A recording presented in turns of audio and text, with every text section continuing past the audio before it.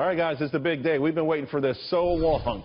The Brexit vote, it's finally here. Will they stay or will they go? Well, the big news right now is maybe the bettors are moving this market because the Dow Jones Industrial Average up big time. Want to go to market to watcher Jared Levy and British historian Andrew Roberts to sort of get the lowdown on this.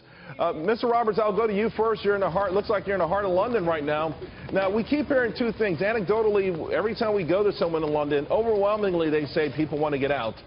Nevertheless, the polls have been very tight, and the bettors or the professional bettors are saying that Remain is actually going to win big. What's your thought?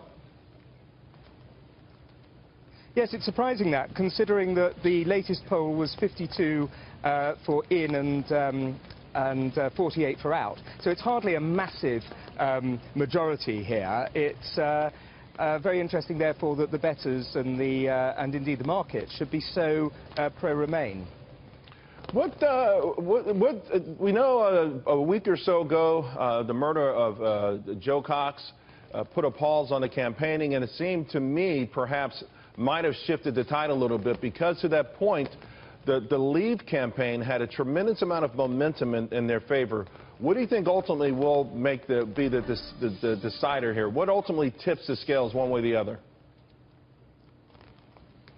Yes, I think that's true. The murder of Joe Cox certainly stopped the momentum in the Leave campaign, but right in the last couple of days it seems to have started again. So it will be interesting to see whether or not that finally does prove to be a big moment. It certainly shouldn't, owing to the fact that she was murdered by a lunatic neo-Nazi who has obviously nothing to do with the Brexit campaign. But nonetheless, that is an important aspect of it, yeah.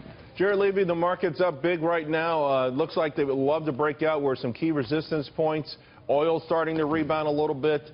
Is the market being premature here or just trying to get a jump on all the pessimism that's been out there? Yeah, so I think the no vote was mostly priced in. I would say like 90% priced in here in the States. In other words, there's probably a little bit of leftover rally we could see on the no vote, which I believe is probable. I looked at 24 different booking sites, which represent tens of thousands of different Brightons and people around that area. And the no wager, I mean, you get paid 30 cents on a dollar bet. The Brexit wager, I mean, on a dollar bet, you'd get paid $3. I don't think there'd be that much of a discrepancy if the race was that close. So, again, I believe it's going to be a no vote. I believe we will rally tomorrow. But if there is a surprise, I think that there's probably 5 to 10% days, potential meltdown in the markets if we were to get a Brexit surprise. So, something to think about going into tomorrow. Nothing's obviously set in stone. I'm leaning towards the no. But anything's possible. Anything's possible, and I'll go back to you, Mr. Roberts. Finally, your position, what do you think the votes should be? And let's just say it is to leave. We know it's a referendum. We know there's a 2-year window. Could it actually be used as a ploy, or not a ploy, but let's say a negotiating tool to go back and perhaps even rejoin the EU, but under better circumstances?